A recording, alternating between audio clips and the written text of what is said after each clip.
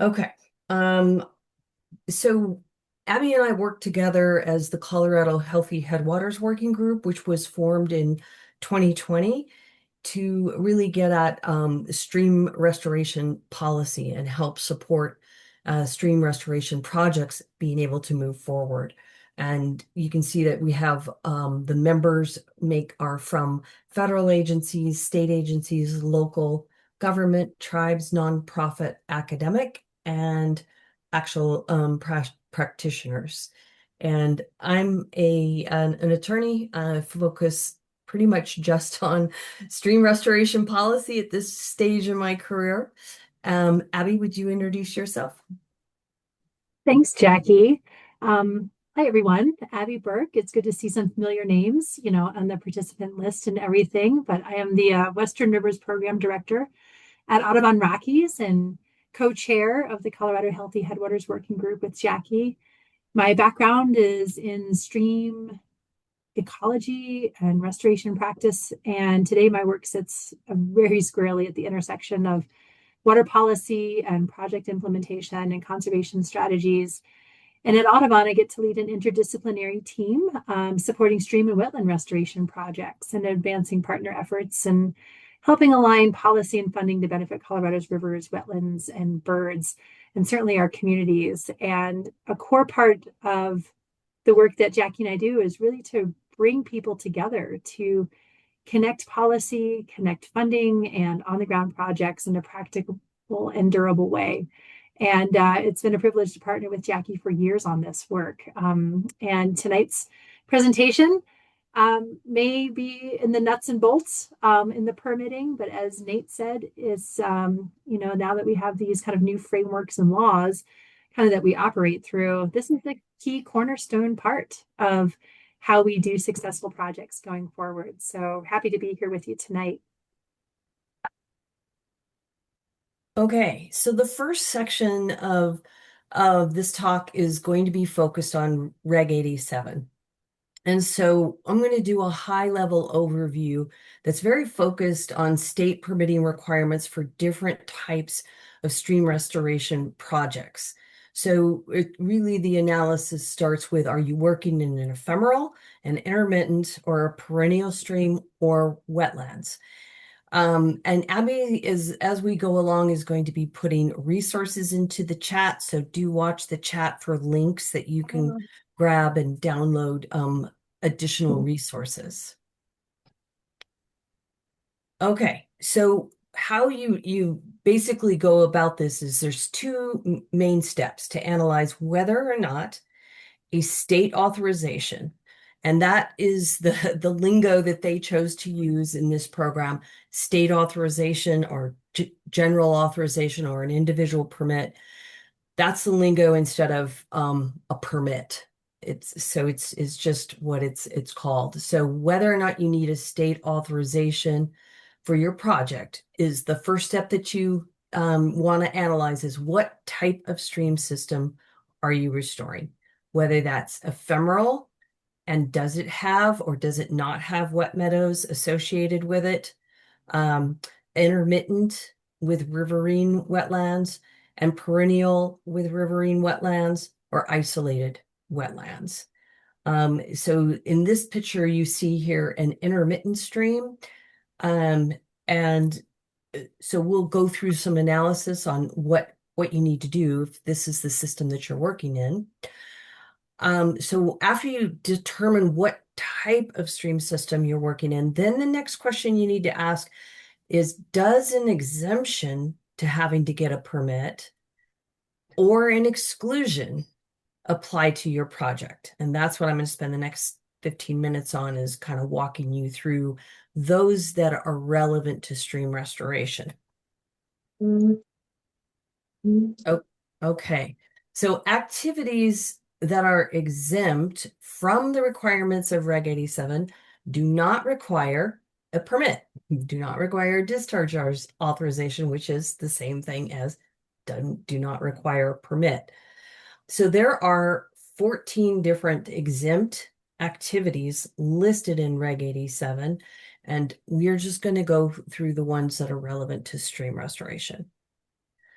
Okay, the most important one is restoring ephemeral systems that have or had wetlands. Maybe you're working in a system that clearly once had wetlands, but that's why you're trying to restore them because they've been degraded. The ephemeral stream is in size and now those wetlands are drying up. So your project may qualify for a permit exemption if you meet these criteria. So these criteria are straight out of the regulation. Voluntary stream restoration efforts in degraded ephemeral streams are exempt from having to get a permit if five criteria are met. The project does not require compensatory mitigation, meaning you're not the classic case of compensatory mitigation, it's most of you are probably familiar with, is when development or a road is going in and it's actually destroying the wetland or the a portion of the stream. And then there's a whole compensatory mitigation scheme under Reg 87 that says, well, okay, if that's what's going to happen and you meet the threshold of certain acreage, you're going to have to mitigate for that loss. But so that's what that first criteria is. You're not having to do compensatory mitigation because you're not causing permanent loss of wetlands. You are, in fact, restoring them with your project. So the second is the project is designed solely to provide ecological lift. So this is important. If you're doing a project, for instance, let's say a road is crossing an ephemeral stream and you need to put in a culvert, and you're also going to do some bank stabilization so that stream doesn't downcut. So there may be some benefit to your project to the stream, but really the project's being done to stabilize and the road culvert. So that's not going to qualify for this exemption. You just need to have the classic voluntary stream restoration project where you're just doing it because you're focused on restoration. Third, the project, this one's a little bit more wonky and jargony. The project does not lower the elevation of the stream bed, alter the stream's location or capacity, or install stream bank hardening that causes channelization, incision, or disconnection from the floodplain. So basically, this is a lot of criteria getting at you actually are doing restoration. You're not doing bank hardening and stabilization project. The fourth is the project does not use grouted riprap, concrete, or other grouted materials or other unnatural synthetic materials. You're using natural materials. And the fifth is the project manager must employ sufficient planning practices to ensure it does not result in demonstrable ecological harm. So in the end, your project needs to do eco lift, not eco harm.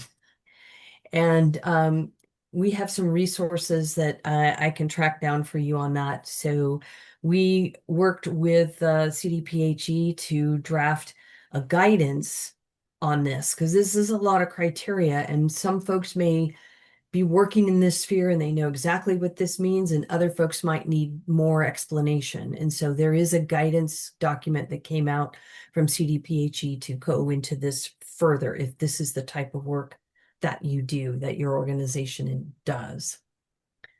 Okay. So there are definitions that had to be defined. What is an ephemeral stream? What is ecological lift? So those definitions are also in the regulation. All right, so pictures are always very helpful. What is the typical project? What does it look like when you're working in an ephemeral stream and you're trying to restore or protect wet meadows from being destroyed? And this is really what the exemption was getting at. These types of Zedic rock structures that are put in to keep those head cuts from continuing to march up that precious resource of this wet meadow in Colorado's rangelands. This is very common work now in western Colorado. I think it might start to get going in Eastern Colorado. I've been contacted about that, and it sounds like there might be a workshop happening sometime this summer in Eastern Colorado on this kind of work. So it's encouraging to see that folks are doing this kind of work across the state because it is so incredibly effective. Abby and I have been witness to how effective this kind of work can be and how fast it can heal and stop that head cut. Just some other really cool pictures that we got from Sean Connor of Biologic. This is like one of his specialties that he's just excels in so much of being able to read the land and read where what you need to do in these kinds of situations to stop those head cuts. So he's gracious in loaning us pictures. All right, so we're moving past that one now, and now we're going to talk about exclusions. So exempted activities are one classification that I just went through. Now this is a switch to what are excluded waters. So exclusions mean that the waters, the type of waters are just excluded themselves. It's not the activity that's the focus of not having to get a permit. It's the type of water in this situation that says if you're the type of water that you're working in is excluded from jurisdiction, then you don't have to get a permit. And there's 11 exclusions. And again, of course, I'm just going to focus on the one that's pertinent. So restoring ephemeral systems that do not have or did not have wetlands or an ordinary high water mark, then your project is going to qualify for an exclusion. So the words right out of the statute, and these comes from the U.S. Army Corps of Engineers. It was borrowed from the 404 regulatory scheme. Swales and erosional features such as gullies, small washes, and rills that do not contain wetlands or an ordinary high water mark. If that's the type of work that you're doing, are you working in to restore this system or basically stop erosion? That would be a lot of the main gist of work in these kinds of systems. You don't have to get a permit either because it's excluded. Okay. Important info from CDPHE on those two different categories, exempt activities and excluded waters. A project proponent is not required to consult with CDPHE on whether their project qualifies as an exempted activity or if the water feature on site qualifies as an excluded water feature. This is really important that you understand that you are not required. However, many folks may feel more comfortable to check that box and say, hey, I did check with CDPHE. They agree with me that my project is exempted from having to get a permit because I fit into the qualifications. So that is what CDPHE knows that a lot of folks are going to want to do. So they actually created a form that is on their website that you can click on this and fill out this form and say, hey, I think my project fits and qualifies in this exemption or in this exclusion, but I would surely like to have that confirmation. And there's no fee for that. So it's a really safe and good thing to do, especially if you've got funding from funders who really like to have assurances that you're crossing all your T's and dotting your I's on legal requirements. Okay. So now we've covered or ephemeral stream systems. Now we're going to pivot to intermittent systems. And this is where the gray area starts with waters of the United States, or WOTUS. As many of you know, on this call, that has been the subject of back and forth for 3 decades at least, if not more than 3 decades, of what is a WOTUS. And the current administration and current Supreme Court cases have shrunk it probably the farthest it's ever been in the history of the Clean Water Act. So WOTUS keeps shrinking into what is the jurisdiction of the Army Corps of Engineers for the 404 permit program. That is specifically why the state wanted to adopt a state program that would make sure that it would cover all state waters.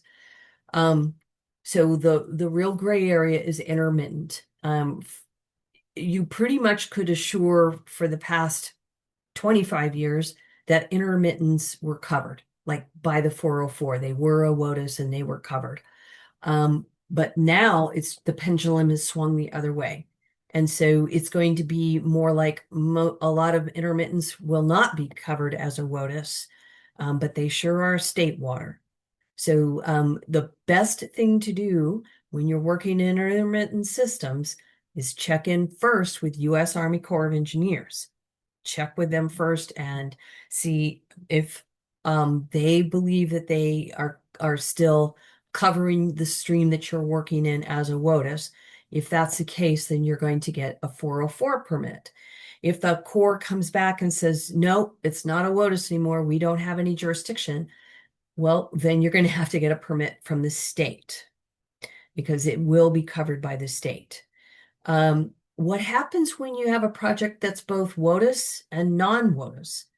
Well, that is going to be the situation where you're going to need both a federal and a state permit. Okay. And so the typical permit is the nationwide 27.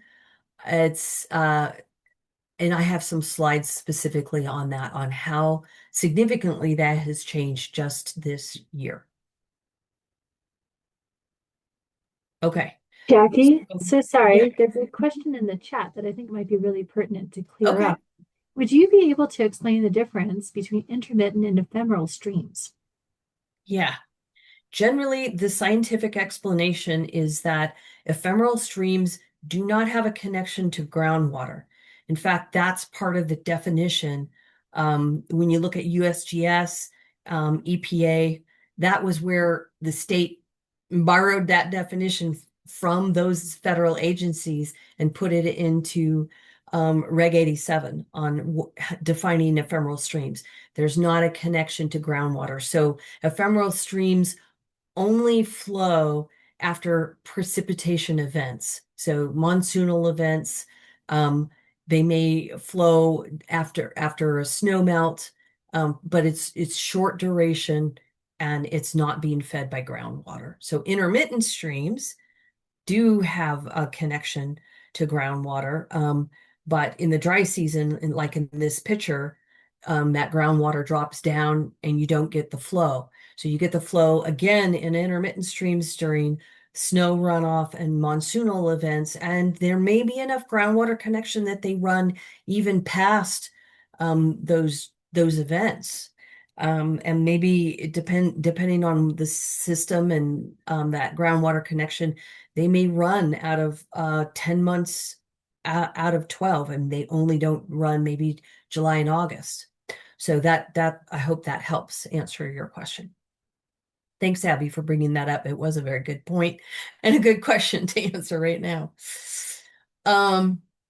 Okay, so there's no exempt activities or exclusions that apply to intermittent streams. So you don't have to go through that analysis. If you're going to restore an intermittent streams, the only analysis you really need to go through is it a WOTUS covered by a Army Corps 404, or is it not a WOTUS, then it's covered by the state. Okay. So the next system that we're going to talk about is restoring perennial streams. And in that case, those will always be a WOTUS, except I think I've heard in a really weird situation in the San Luis Valley that there's some streams that are considered perennial, but they disappear, like they're in a closed basin. I think that's the only place in the state that that occurs. So unless you're working in those really weird situations in the San Luis Valley, you can bet that if you're working in an intermittent or a perennial stream, it's going to be covered under the 404 WOTUS situation. And so you'll need to go and get your nationwide 27 for that. Again, I have that bullet that if your project is in a WOTUS and covered by a nationwide 27, but you're also doing an additional reach that is not covered by that 404, then you will need your state permit as well. Okay, then there's this thing called isolated wetlands. And so that's when you're working in places to restore wetlands that are generally, they're not riverine wetlands. They're not associated with a river. They're outside of the floodplain. In fact, they're at least 1,500 feet beyond the floodplain to be considered isolated. They're not, they're not in that 100-year floodplain. There's some floodplains on our big major rivers that are beyond 1,500 feet. So you have to look at, are you in a floodplain? If that floodplain is 2,000 feet wide, it's not an isolated wetland if that wetland that you're going to be working on is within that floodplain.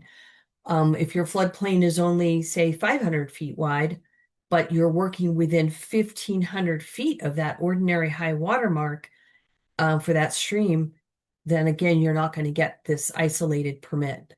This isolated wetlands permit was within the legislation. It was negotiated between all interested stakeholders. They wanted a very streamlined general permit for being able to do work in any kind of work in isolated wetlands, whether that's restoration or filling them in because they're going to put a road through them. So they wanted a very easy, quick permit to get for that. And so that's why there's these rules that, okay, you're only going to get this fast, streamlined permit if you are well outside of that floodplain.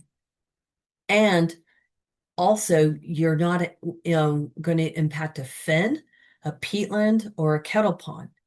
So if you're going to be impacting any of those types of wetlands, you cannot qualify for this isolated general authorization for wetlands.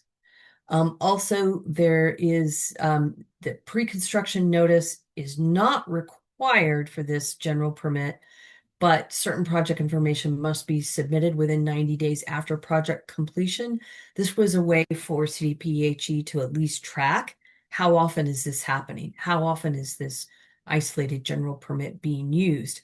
And so they're also going to track, did you do your analysis correctly? Did you actually document that you're not in a fin, not in a peatland, not in a kettle pond, that you were beyond 1,500 feet beyond the ordinary high water mark or floodplain? And then there are rules for best management practices to try to minimize any of that potential damage to those types of wetlands. Okay, this is my kind of one of my high-level summary slides.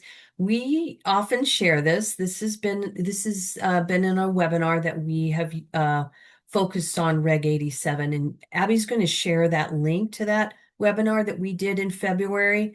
For folks who want to take a little bit more deeper dive on Reg 87 because you think you're going to really do work in intermittents or ephemerals, then that webinar was an hour long, focused just on Reg 87. So it takes a deeper dive than what we're doing tonight. So she's going to put that in the chat. And this chart, thanks, Abby. This chart is kind of a quick cliff notes of what the things that we've gone over. Where are you working? What type of permit do you need based on where you're working? Is it a federal permit? Is it a state permit? What is the process generally? So that's something that you can, we can share this slide so that you can stare at it a little bit longer and have it as a cheat sheet going forward with your projects. But this is all the information that I just covered in the past 15 minutes in summary notes. Okay, let's talk real quickly about fees. So this was something that Abby and I worked on pretty hard during the rulemaking process for Reg 87. We wanted to make sure that the fees weren't so burdensome that projects couldn't move forward, because we know a lot of projects move forward on a shoestring budget. and especially work in ephemeral and intermittent streams that are non-WOTUS, well, there's no fee, right? Because the Army Corps of Engineers doesn't have jurisdiction and you can move forward. What about in perennial streams? Again, the Army Corps of Engineer doesn't have a permit fee, so it's not one of those huge line item burdens from that perspective. So we did request a lower fee for projects that fit within Nationwide 27s, and they said yes, okay, we will do that. And so you can see there in circled in red that if your project um, is in a state water, like an intermittent stream, and you need to get what is the equivalent of the state's nationwide 27, it will be a 500 fee, a $500 fee for that permit. But something very interesting has happened just within the last month that kind of changes this. As Abby knows, this has always been kind of still a moving target. Well, the moving target is that I quoted from the statute, it says fees only apply to projects that require submittal of an application, a PCN, to the division. Well, why is that pertinent? Well, it's pertinent because um, through the general permit authorization process that CDPHE is going through right now, these started in April 1st and it's going to go through the summer. They are adopting the nationwide 27 permit from the version of the 2026 one from the federal Corps. And that new permit, as I will explain in the next slide, doesn't require PCN. Well, if it doesn't require a PCN and that's the version that CDPHE is adopting, then my interpretation is that, okay, no PCN, no fee.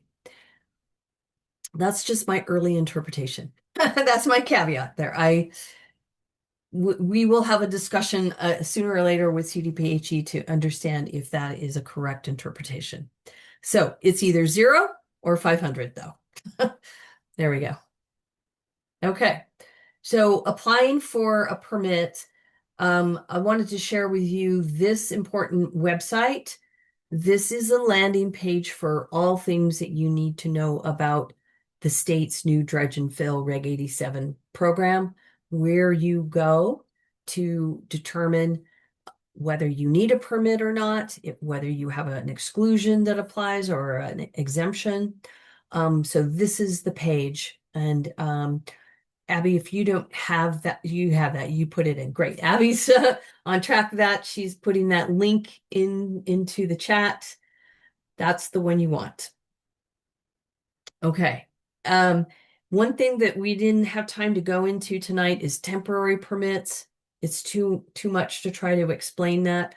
But on this web page, it explains that there's this time lag between September 1st, 2026, when all of the general permits will be adopted and ready to go. The nationwide 27 will be ready to go on September 1st. So if any projects that you're going to apply for in September or afterwards, it's got an equivalent nationwide 27 that'll be ready to go. Before that, if you were going to apply this summer, you're in the temporary permit kind of purgatory for right now. And that's what we didn't have time to go into. If you are planning to apply for a permit, just reach out to Abby and I, and we can help you, just point you to the right stuff on the website of what to do and how to do that. Or you can go straight to CDPHE too, and they will help you through that. Okay. And so this is my one slide that I've got two more slides, and that is a summary of the difference between the nationwide 27 permit that has been in effect for the last 5 years. It was adopted in 2021, and it was in effect until March 15th, 2026.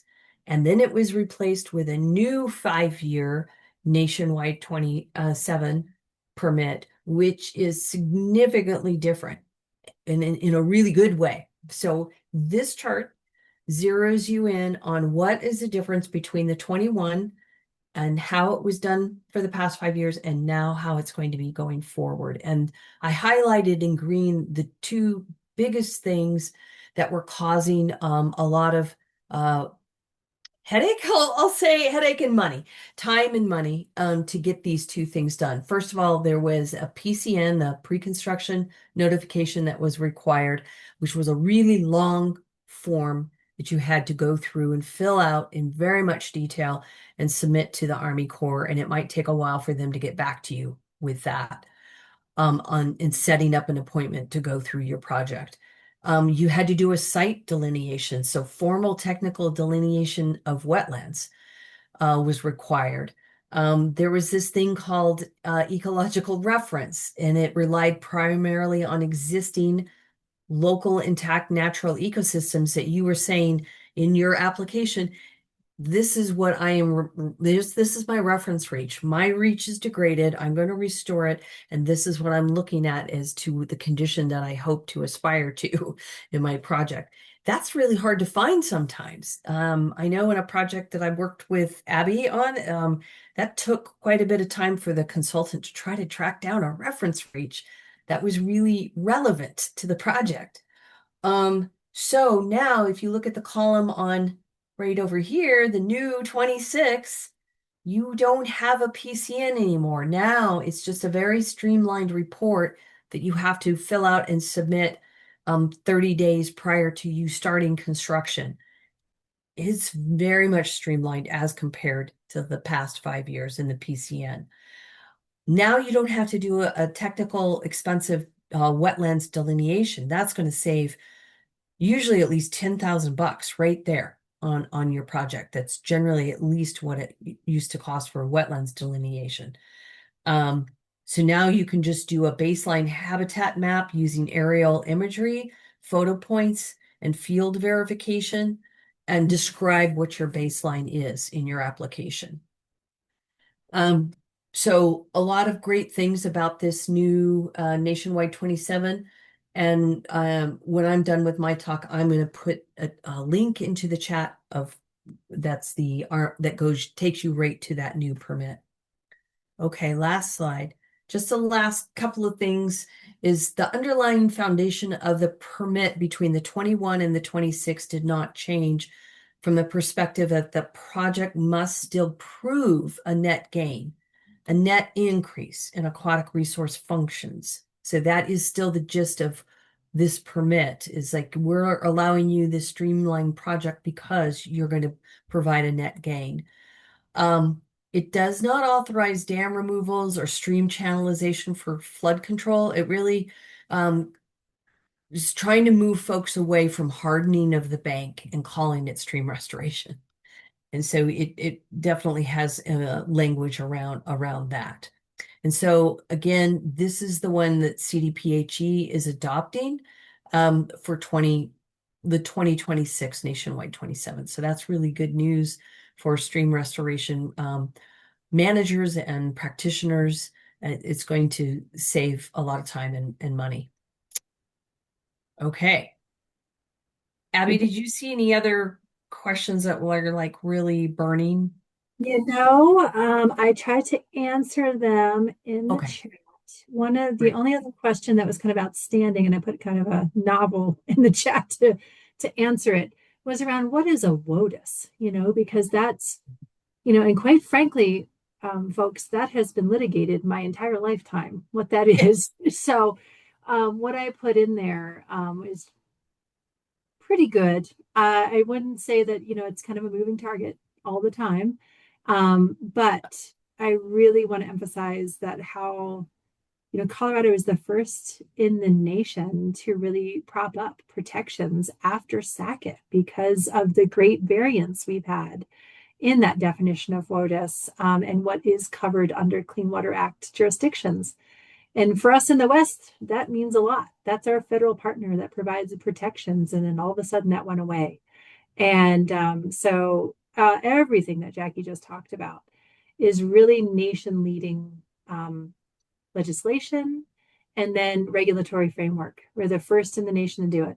And we're all learning together. And we just really want to always give a shout out to the folks at the Colorado Department of Health and Environment for being such good partners along that process, the 2-year process, essentially, to go from law to now Regulation 87, and their partnership for really trying to help reduce the complexity. But we are all learning together with that. So Jackie, just thank you for all of that great work. I am going to pop into the chat a couple of links right now, because once I kind of get into the slides, I'll forget about it. So I'm going to go ahead and pop that in right now.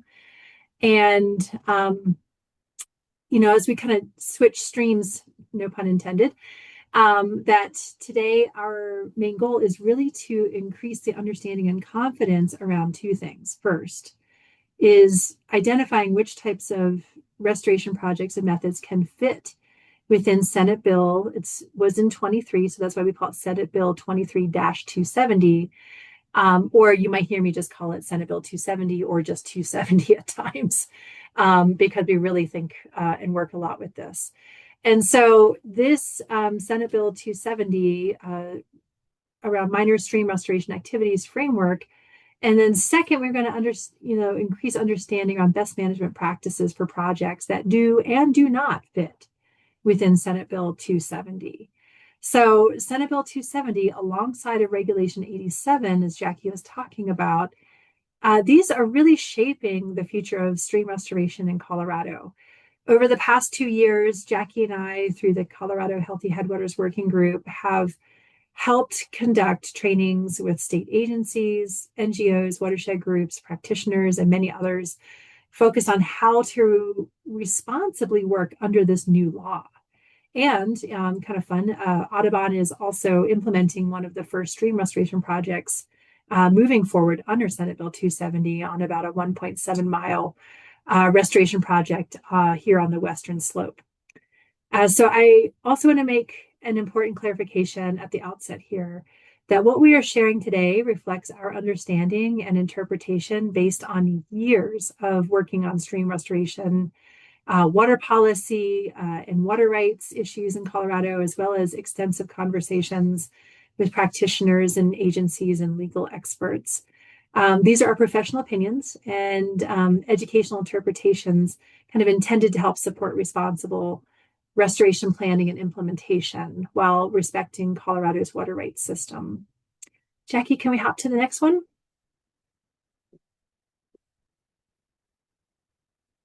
Awesome, thank you. So context is very important for reading and understanding Senate Bill 270 and the importance of stream restoration. So what did the purpose of the bill itself say? Senate Bill 270 was passed because Colorado recognized that healthy rivers and streams provide major benefits to communities across the state, including watershed health, wildfire resilience, flood safety, water quality, recreation, and wildlife habitat.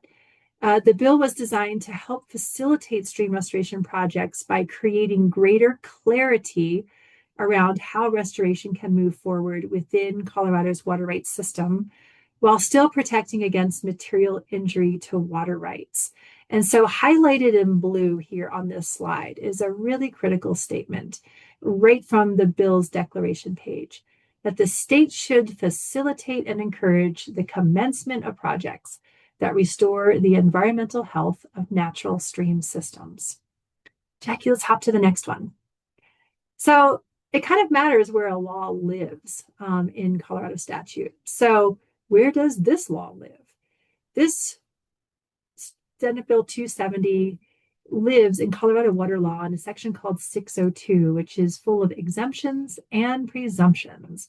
So importantly, the bill fits within an existing section of Colorado water law called exemptions and presumptions, which already includes uses that the legislature has determined are essential and unlikely to cause injury when conducted within clear guardrails. And you might remember things such as rain barrels or certain types of wells, like residential wells, stormwater facilities, and then some wildfire facilities, like some of these wildfire ponds. Senate Bill 270 added in blue there at the bottom, minor stream restoration activities. And by the way, there are 6 of them that we'll see in a chart here in the next slide, to the framework, recognizing that carefully designed restoration projects can provide substantial public benefit while functioning within Colorado water law. So before we walk through this chart, I want to help orientate, everyone to how these 6 categories of minor stream restoration activities work under Senate Bill 270. These are the activities that the legislature identified as eligible to move forward without requiring a water right, so long as the project meets the criteria laid out in the statute. The chart is read from left to right, and one important thing to notice is that rows 1, 3, and 6, where you see the shading, are where the majority of low-tech process-based restoration work currently fits in Colorado. So you'll notice some important differences in language across the rows. Row 1 focuses on work occurring within a natural stream, generally in perennial systems. Row 3 expands into ephemeral and intermittent streams, which is especially important in dryland and headwater landscapes like we have in Colorado. And row 6 focuses on work within a broader natural stream system related to recovery from fire and flood emergencies. Importantly, recognizing that rivers function not just within the channel itself, but across floodplains and riparian corridors as connected systems. So one of the key concepts introduced in Senate Bill 270 is the idea of a natural stream system.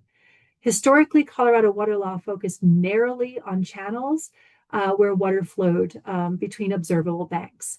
Senate Bill 270 expanded that understanding to include the active channel, the geomorphic floodplain, and associated riparian area. Really, this is acknowledging the full riverscape and how rivers naturally move and function over time. If we start with row 1, this category addresses activities intended to stabilize the banks or substrate of a natural stream.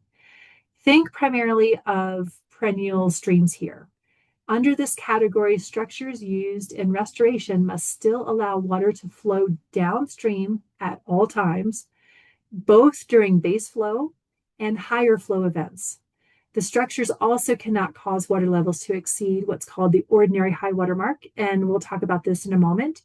And they also, can't increase surface area more than incidentally. This is important because the bill was intentionally designed to allow restoration work that improves stream function and resilience while still fitting within Colorado's water administration framework and protecting, again, against material injury to water rights. All right, that's a mouthful. Jackie, let's go to the next slide. One of the questions that Jackie and I immediately had, after Senate Bill 270 passed was, how do we interpret the term ordinary high water mark in the context of stream restoration projects? We heard this from so many practitioners, and we went to work, really diving in because many restoration practitioners were familiar with concepts like floodplain reconnection and process-based restoration, but not necessarily designing specifically around an ordinary high water mark as a regulatory threshold. So to better understand this term, we look closely at the most authoritative guidance available. That's the United States Army Corps of Engineers manuals, and it's used in nationwide Section 404 of the Clean Water Act. In 2022, the Corps first released, I think it was 22, first released a comprehensive national manual designed specifically to help practitioners identify and delineate the ordinary high water mark across different stream types and regions all across the country. And the Corps came out with a new manual in 2025, which is shown here on the right, and it's such a great resource. At a basic level, ordinary high water mark is generally understood as the mark left by the average high flow over multiple years. Colorado law also references the concept of mean annual flood, which kind of gets into this sphere. And so whichever is greater between that and ordinary high water mark. But importantly, the Army Corps guidance makes clear that ordinary high water mark is not tied to one fixed reoccurrence interval, like 1 in 5 years or 1 in 10 years. Streams function differently across landscapes, and especially in the arid West, and interpretation depends heavily on stream type, hydrology, and the context, your geomorphic context. So the next slides will show some graphics from the Army Corps manual that help visualize what these higher flow conditions look like in different streams and why this matters for restoration design and implementation under Senate Bill 270. All right, Jackie, let's jump forward, please. Awesome, thanks. So this graphic from the 2025 Army Corps of Engineers Ordinary High Water Mark Manual is especially helpful because it visually shows the progression from low flows to moderate flows to high flows within a stream system. So for purposes of Senate Bill 270, the key area we are paying attention to is the high flow zone, highlighted here, because that is the flow condition most relevant to identifying the ordinary high water mark. Importantly, the ordinary high water mark is not intended to represent an extreme flood event. Instead, it reflects the area regularly influenced and shaped by reoccurring higher flows over time. In braided systems, those flows may spread across multiple channels and gravel bars, while in meandering systems, they expand laterally toward the floodplain. This is one reason why understanding the broader stream system, not just the low flow channel, is so important when designing and evaluating restoration projects under Senate Bill 270. Okay, Jackie, next. Thanks. Another really important clarification from the Army Corps manual is that high flows can sometimes extend well beyond the active channel, especially in stream wetland complexes and beaver influence systems, as you see pictured here. In these settings, ordinary high water mark may occur out at the edge of the broader valley bottom or riverscape, not simply at the top of the active channel. This is especially relevant in Colorado headwater valleys. I'm sure you've all seen these systems out there, where beaver complexes occupy much of the valley floor and streams naturally spread across connected floodplains. In the example shown here on the right, you can see how the ordinary high water mark aligns much more closely with the wetland and vegetation transition, essentially that green line at the valley edge, rather than the smaller inset channel itself. This is an important concept for understanding floodplain connectivity and process-based restoration under Senate Bill 270. All right, Jackie, next, please. So one important concept to understand is that ordinary high water mark is not a static line. It can change over both time and space as the stream evolves. That dynamic adjustment is not a new concept. It has been recognized in stream science and regulatory guidance for quite some time. All right, Jackie, next slide, please. Okay, so putting your skills to the test here, where is the ordinary high water mark in these degraded incised streams? And if your gut is telling you down in that trench, you are right. These areas, they're just not in good natural condition where it was before degradation occurred. And you can see here, Jackie's kind of tracing along on this orange line here, roughly about where ordinary high water mark is. And of course, this is best practiced out in the field and really monitoring and delineating where ordinary high water mark is. But for picture purposes right now, this is the best we can do for this evening. So you can kind of see we have that deep incised channel. Then you have the ordinary high water mark on this kind of incised river bench kind of, and then up above, where we would have at one time, actually, if we had not had this incision, we would have had an elevated riverscape completely connected, through that yellow line. Okay, next slide. Okay, so I'm going to ask Jackie also to kind of trace some along here with where ordinary high is on these two pictures as I talk through a couple items.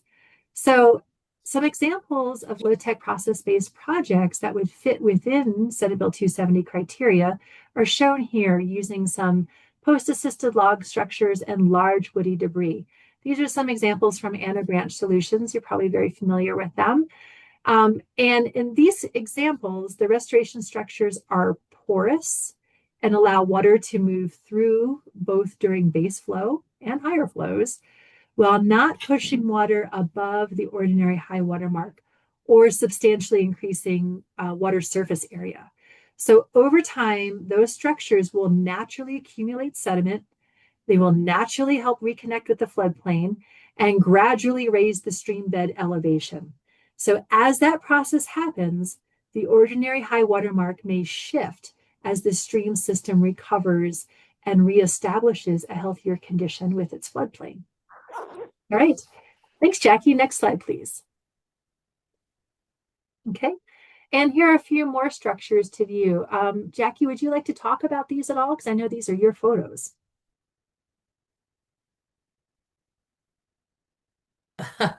Just had to unmute myself. So for folks that may not be familiar with Beaver Creek, we have so many Beaver Creeks in Colorado, of course, as so many other states do. This particular Beaver Creek is just about 5 miles west of Gunnison. And in 2019, there was a low-tech PBR workshop that was a whole bunch of partners came together to do this workshop, and they tried out a lot of different structures. Here you can see a PAL structure here. You can see a very loose BDA over here. And I kept going back year after year to check up on this project. And what I saw was, here's your ordinary high water mark right here on this left-hand side. You can see that it's incised here along the bank. And what I saw was the accumulation of sediment in this area here, and the ordinary high water mark was adjusting, and the reconnection to the floodplain was starting to happen. It's slow. It doesn't happen overnight. Oh my gosh, we're talking years for a structure like this, as loose as this one is, for it to happen.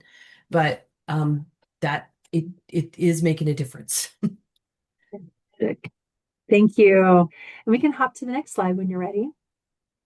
I hope to visit that place with you in person sometime, Jackie, just so you know. All right. Well, now let's move down to category number 6 in this chart. This is a really special area, which this category number 6 is a really important category for process-based restoration work in Colorado. This category allows for installing structures or reconstructing a channel within a natural stream system. So importantly, not just the active channel, but the broader geomorphic floodplain and riparian areas for the purpose of recovering from the impacts of an emergency, such as wildfire or flooding. What is significant here is that the legislature recognized that after major disturbance events like wildfires and flooding, streams and floodplains often need active restoration to stabilize channels, to reconnect to floodplains and to reduce erosion, importantly, and support ecological recovery and protect water supplies for communities and agriculture downstream. As we all know too well, wildfire and flooding are becoming more frequent across Colorado, and having a clear pathway to do this restoration work is incredibly important for both ecological and community resilience. All right, Jackie, let's go next. So what's really important in category 6, or as it's known as F in the law, is the work occurs within a natural stream system and in response to an emergency. This provision creates significant opportunity for low-tech process-based restoration work following wildfire and flooding. Importantly, because this category applies to the broader natural stream system. I can't emphasize that enough. There are not the same constraints around ordinary high water mark that we were talking about in perennial systems, or incidental increases in surface area that may apply in some other categories. This is truly working in the natural stream system. The legislature understood the urgency and scale of these impacts reacting to emergencies. Because think about it, across Colorado, from the Cameron Peak to East Troublesome, to Pine Gulch, to Hayman, and many other fires, we remember those post-fire debris flows and ash loading have severely impacted drinking water supplies, damaged infrastructure, impaired watershed function, and of course, impacted downstream communities. So in many cases, utilities have had to repeatedly shut down water intake systems and absorb enormous costs because of debris flows post-fire and flood. So as a result, the legislature recognized that this restoration and stabilization work is essential to help reduce debris flows, stabilize watersheds, and protect water supplies after major fire and flood events. Now, while emergency is not specifically defined in a time scale in the statute, Colorado has had many examples where wildfire impacts to streams and water supplies have lasted for years following the initial burn event. The project that we're working on in West Slope, Colorado is 5 years post-fire, and it still moves an amazing amounts of debris off of these mountainsides. Okay, Jack, next slide. So here are a few low-tech process-based restoration approaches to help kind of filter the debris and ash out of the water. And here are a few methods used by the Coalition for the Poudre River. And all of this fits within Senate Bill 270. Okay, next slide.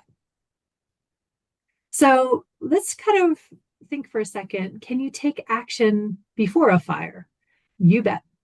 So where does pre-fire and drought mitigation work actually fit under Senate Bill 270? Well, that fits within rows or categories, line 1 and row 3, as seen here in this chart. So I want to also take a moment to absolutely give a hat tip to an important program by the Colorado Water Conservation Board, which is the Wildfire Ready Watershed Program, that they're able to provide grants to support pre-fire action planning to support your work if you're interested in working in this kind of pre-wildfire mitigation space. And so I want to make sure, I'm sure folks on this call probably heard Chris Sturm's name at the Colorado Water Conservation Board, and you definitely want to reach out to Chris for more information, and it's simply wildfirereadywatersheds.com. And I can find that link and pop that into the chat after this. So let's go on to the next slide here. Okay, so this slide highlights some of the most important legal language in Senate Bill 270. What the law states is that if a stream restoration project is limited to one or more of these 6 minor stream restoration activities, then that project is presumed not to cause material injury to vested water rights. That is a foundational concept in the bill. It is why qualifying projects do not need to go obtain a separate water right or augmentation plan in order to move forward. The legislature made a determination that projects meeting these criteria substantially reduce the risk of harm to downstream water rights. The bill also clarifies that these projects are not considered unnecessary dams or obstructions to flow, which is another important area of jurisdiction under Colorado Water Administration. And that is exactly why the criteria in Senate Bill 270 were written so carefully and thoughtfully to ensure restoration work can move forward while still respecting Colorado's water rights system. That point is incredibly important. Throughout all of the discussions and trainings, one thing Jackie and I consistently emphasize is that successful stream restoration in Colorado must work with and respect water rights administration. And this language is really at the heart of this balance here in Senate Bill 270. Okay, Jackie, next slide, please. We're almost there. Okay, so whether a project falls under Senate Bill 270 or outside of it, these best management practices are incredibly important for reducing conflict and improving project success and respecting Colorado's water system. One key principle is staying within the historic footprint of a stream and floodplain whenever possible. In many degraded systems, incision has disconnected the stream from its historic riparian area. Restoration is often about reconnecting that historic riverscape, essentially turning the clock back toward how the system functioned before that degradation occurred. That means the riparian vegetation and evapotranspiration that return after restoration are often similar to what historically existed on the landscape. So another point here is project location also matters. We encourage practitioners to carefully consider opportunities to minimize risks related to water rights or flooding concerns, or future beaver activity. Upper watershed locations above reservoirs and diversions can sometimes provide really good opportunities, and having strong partners, especially local landowners and water users, is extremely helpful and important. So, and design matters too. Successful low-tech process-based restoration structures are typically very porous and allow water to move through while just still slowing flow, but most importantly, capturing sediment and gradually reconnecting streams to their floodplains. Timing is also critical. Installation during low flow periods has to be done carefully. Try to avoid it. Because there can be unintended impacts to downstream water users as the project is being implemented. And finally, transparency and monitoring, using photo points, flagging out your ordinary high water mark, and especially using adaptive management are essential tools here. The most successful projects involve early engagement with stakeholders too. Ongoing monitoring of hydrology and vegetation response, and a willingness to adapt over time. That's some of the key successes to a celebrated project. These projects are dynamic systems, and learning from outcomes, and dare I say, both successes and challenges, is a critical part of responsible restoration practice. Okay, Jackie, almost there. This might be my last one. Oh, what about beavers? Jackie, when I give this one to you, if you want to talk a little bit more about this, because this is near and dear to right where we are now. Let's just needless to say, this comes up often in the context of us, Abby and I, doing trainings on SB 270, and so we created this slide specifically to try to address this. And what is very clear is that SB 270 addresses human-made restoration structures, whether those are BDAs or PALs, large woody debris, J hooks, cross veins. Those are all human-made. And that's what SB 270 is meant to get at. Beavers and their dams are a natural condition of streams in Colorado, have been for 7 million years at least. That's how far they've been able to date them back so far. The ultimate water right holder. And CPW has management authority over wildlife. So those are like just key points to understand about beaver versus what SB 270 was trying to manage. Thank you, Jackie. Yeah, during those discussions, it really became having to separate, having to separate with this, because although stream restoration might create conditions for beavers to spread out in their territory, it is not the same.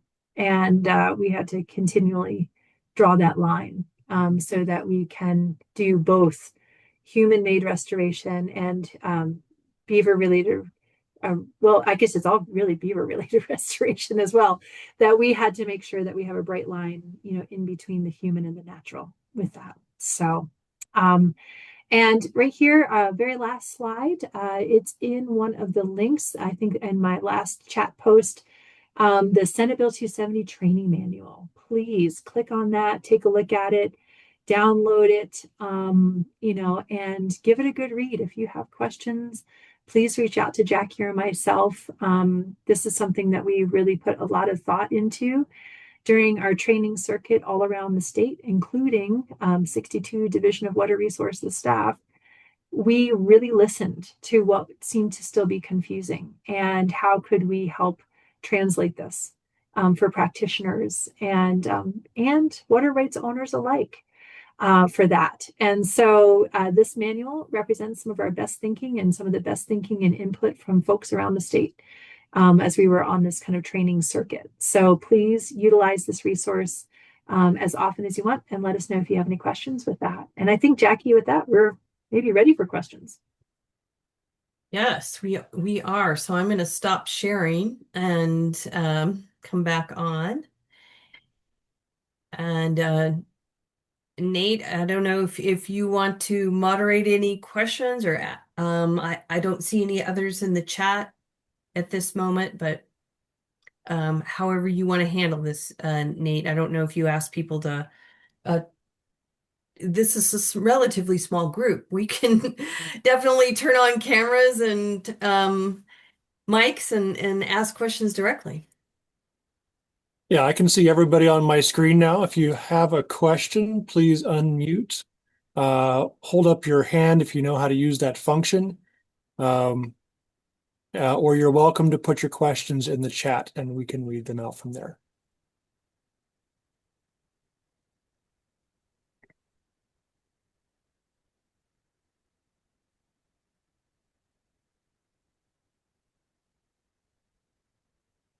Don't be shy. It's a really complex topic that we just went through.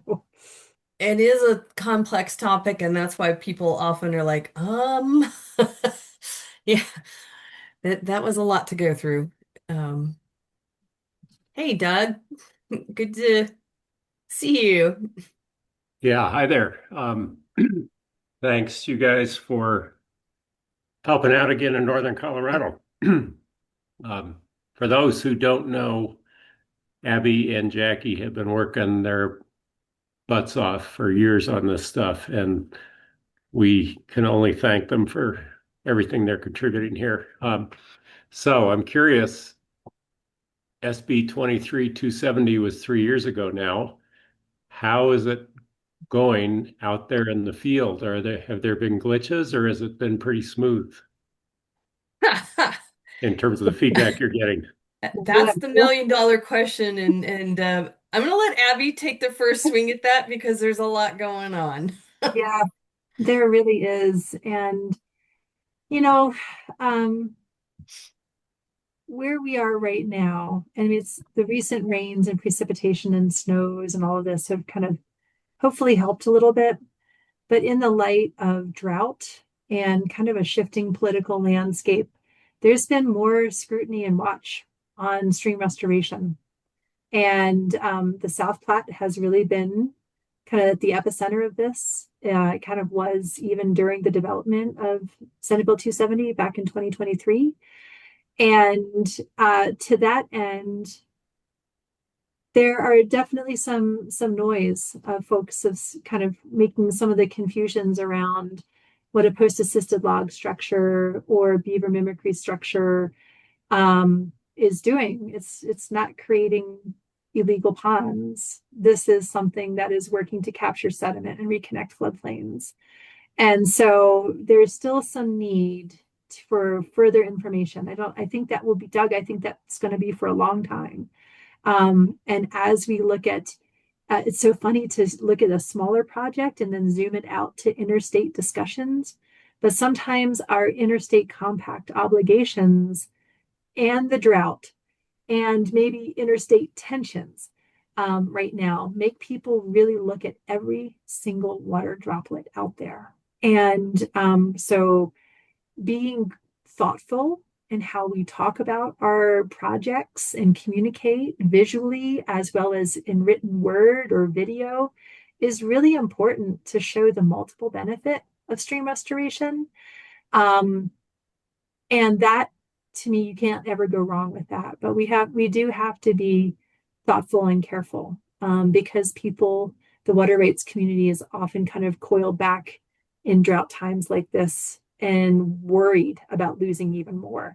So that educational space of bringing people together and talking about improved water quality, sediment capture, all of this is really important to do it well and thoughtfully. So I don't want to say that we're ever out of the woods with being able to do stream restoration because the enthusiasm has been terrific all across the state. for projects happening literally all across the state. And that is so exciting. But we still need to really utilize those best management practices, and making sure that our projects are acting in good faith to improve the river system, for communities and ecological lift alike. So Jackie, anything else you want to add into that? No, I'm just glad that you asked, Doug. Yeah.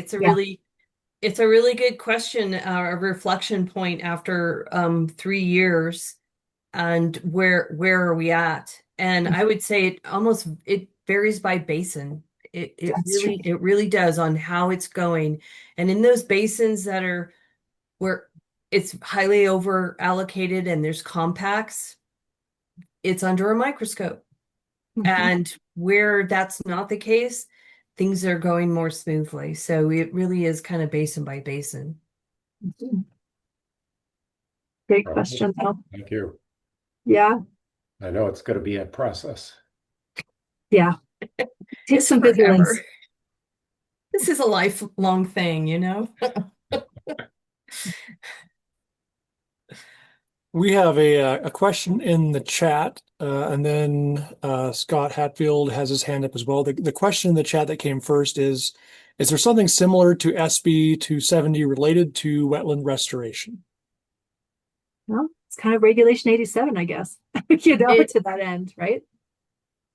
yeah, that's an interesting question. Can the person who asked that, would you mind going,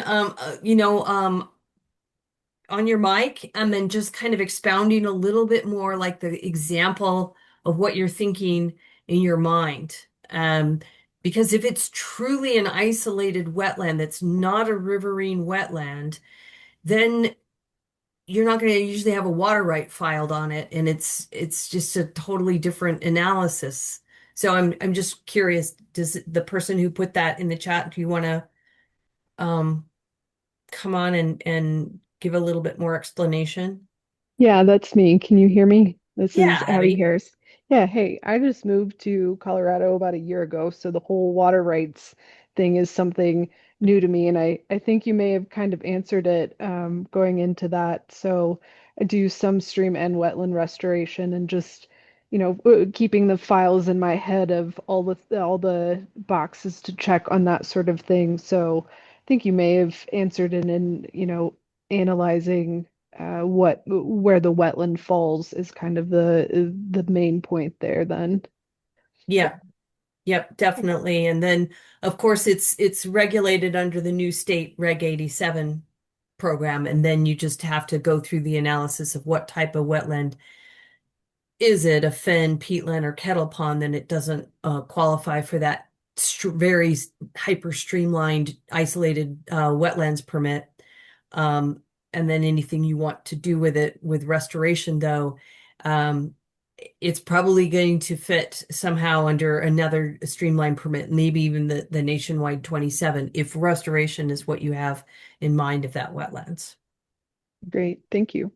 Yeah, and just to add into that, Jackie, it was such a good point. Abby, great question, and welcome to Colorado. It's a very different, super place, with water rights are in our Constitution, and so it becomes a very different experience, for restoration right away, depending on where you came from. But to Jackie's point, I think this is something that really needs to be brought forward and elevated, is that know your system.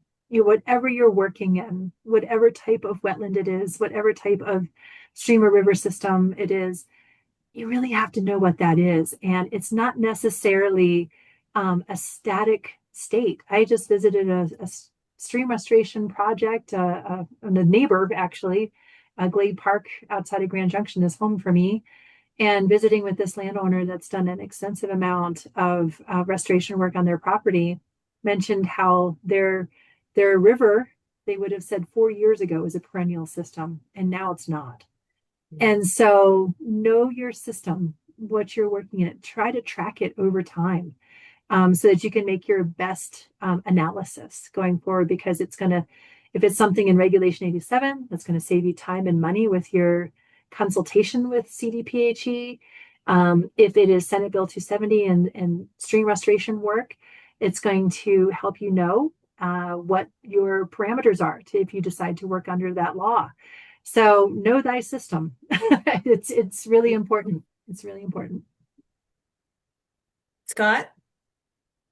Yeah. I was a little bit curious about the differentiation between intermittent and perennial streams.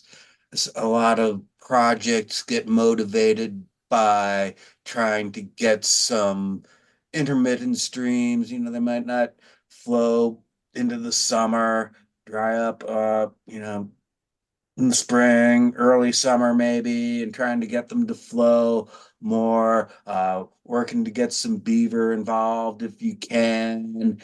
And suppose, you're successful and you've gotten in one of these intermittent permits. I'm wondering, oh, and then, your project is still ongoing though. And, you're doing active monitoring and some other things. Uh, do you get in on the easier intermittent permits at that point when you're pretty much close to perennial restoration? Well, that's an interesting question. That one has not come up before. I think what you're trying to get at is because, as Abby just explained in the situation she saw, streams are changing from generally, the trend is they're changing from perennial to intermittent. And sometimes in great cases of restoration, you can take that intermittent stream that once was perennial back to being perennial again, right? We have that great case of one of Joe Wheaton's early projects that he did in Idaho for a rancher, where the stream during the rancher's childhood was always perennial. Then the beavers were excommunicated and then it went from perennial to intermittent, and then the rancher finally, in his 60s figured it out. Hey, why is my stream not running? Oh yeah, the beaver are missing. They bring the beaver back, and within years it's perennial again. So as far as permitting goes, I think that was, the gist of your question. Um, I think that when you go to apply your permit, that's what they're going to look at. What has that stream been for in this current time period? And that's what they'll look at. And then if you're working in an intermittent system right now under the current administration in Army Corps, they may say, we don't have jurisdiction over it. But that could change 10 years from now if you restored it and then you want to go back and work in it again for some reason, then they could take jurisdiction over it again. So it's a moving target. Sounds It like is. Jace, you had a question? Yes, thank you. I'm curious. So, a restoration project that I took on, I was nudged to look into the Section 404 and 401 permits. And just doing some own research myself, I found the Nationwide Permit 27 and how the work that we were doing to restore the river was actually, fell under that category. But I love your explanations and your definitions so far. So, in order to pass that information along to others, would you maybe explain a little bit of how 401, 404 are covered or bypassed by the Nationwide Permit 27?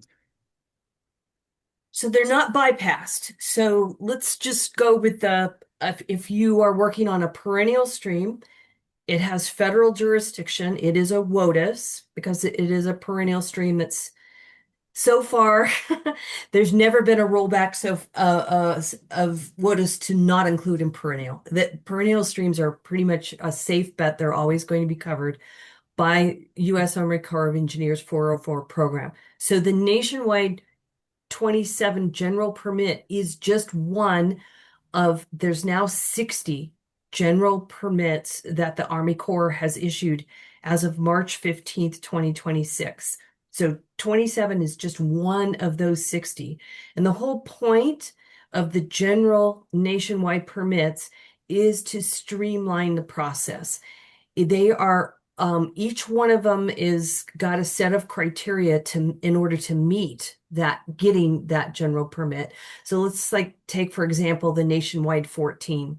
Nationwide 14 is very commonly used to change out a culvert. Say there's a culvert that's causing damage to the stream, it's undersized, and maybe it's getting overtopped, so it's causing damage to the road as well. And you want to go and replace that culvert. You would go to the Army Corps of Engineers if you're working on a perennial stream and ask for a Nationwide 14. You're only kicked into an individual permit, which takes a heck of a lot more time, is a heck of a lot more money, and usually is involving compensatory mitigation. If your project, whatever your project happens to be, doesn't fit into the criteria of one of those 60 different nationwide permits. And that's why there is so many different nationwide permits, is because there's so many different types of projects that the Army Corps over the years has deemed to not cause significant damage or harm to the stream system or to the wetland where you're working near or in. And it is very expensive to go for an individual permit if you are going to be having to do compensatory mitigation. And that's why there are so many of those general permits. So you are under the system. I just want to make sure you understand if you're working in a perennial system, you will need to get a Nationwide 27 if that's what you're doing is restoration work. And it is a 404 Army Corps permit. So I just want to make sure that that's clear. Did I help in any way what you were needing more clarification on? Sure. Yeah, I just was really wanting to know because yeah, it's BDAs and PALs that we're implementing. So our U.S. Army Corps of Engineer contact was, he's just delighted to hear about this work compared to some of the other stuff that he has to deal with. So That's great. yeah, so thank you. Yeah, and I'm gonna put into the chat I told you guys that I had a link to the actual Army Corps permit. So Abby and Nate, if you can see if there's any more questions, I'll look for that link to drop into the chat. I know I had it.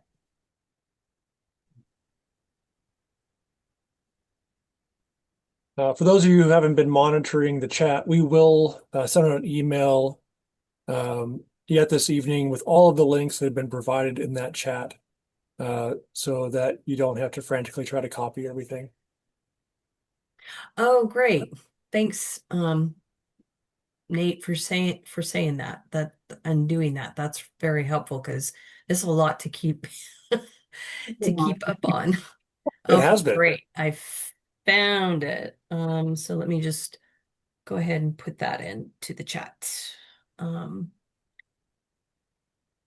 when you read this Nationwide 27, that is the federal one that I'm putting in, great news. This is the one pretty much almost word for word is going to be adopted by CDPHE for the state equivalent of the Nationwide 27.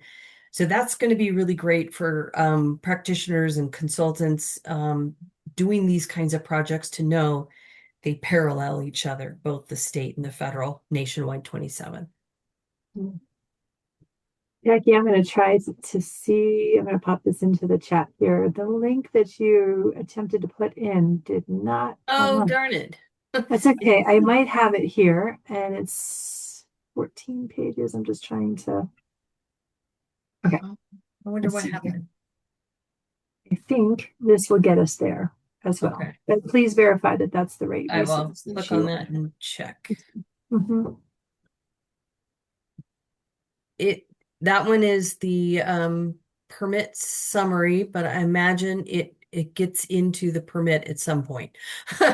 Yeah, this is way longer than the permit itself. It's telling you the background of how it came to be and all of that, but it has the permit as well. So we're good. Cool. All right.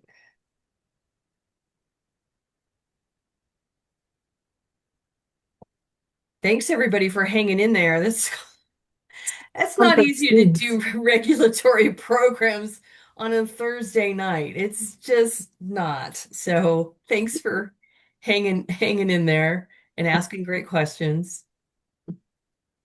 This And is, I thanks. feel, the hardest part of projecting, right? Yes. It's knowing how to navigate the policy, and that feels that it is hard, complex, maybe unreachable. And, Jackie and I are here to try to help it be more reachable, because this is really how you have a publicly celebrated project, is being able to say, yep, I'm under Senate Bill 270 because this, and this. And yep, I've worked with CDPHE, on my project to do this and this, because you can move through those hoops of framework and policy, um, and document that helps you to be able to take your project forward in a very open way. We call them durable projects, because you can have, your downstream neighbor come and take a look at it. You can have a reporter come and take a look at it. When you are navigating within the letter of the law or in the regulatory frameworks, you've got a project that you can really stand behind and celebrate it. So it's worth the work on the front end, is what I'm trying to say, to get to that space that we can really create these durable successes for the environment. And thank you so much, Abby and Jackie, for not only tonight's presentation and answering all of our questions, but all the work you've done to compile this information and to help influence the way that our state supports the very important restoration work that gets done. Thank you. Well, thanks right back at you, Nate, for all the incredible work your organization is doing. It's really inspiring to hear about your projects, and you're like all over. I hear about it. So it's great. Thank you so much for having us.